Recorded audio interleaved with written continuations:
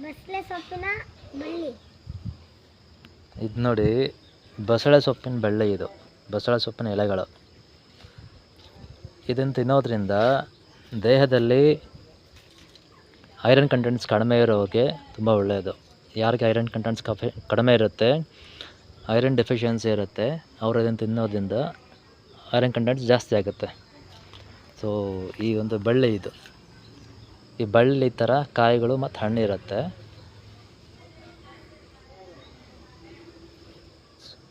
ಈ ಥರ ಹಣ್ಣಿರುತ್ತೆ, ಇದರಲ್ಲಿ ಬೀಜಗಳಿರುತ್ತೆ. ಸೊ ಇದರಿಂದ ಗಿಡಗಳು ಬೆಳೆಯುತ್ತೆ, ಬಳ್ಳಿ ಇದೇ ಥರ. ಸೊ ಇದನ್ನು ತಿನ್ನೋದ್ರಿಂದ, ಅಂದರೆ ಎಲೆಗಳು ತಿನ್ನೋದ್ರಿಂದ ಐರನ್ ಕಂಟೆಂಟ್ ಜಾಸ್ತಿ ಆಗುತ್ತೆ.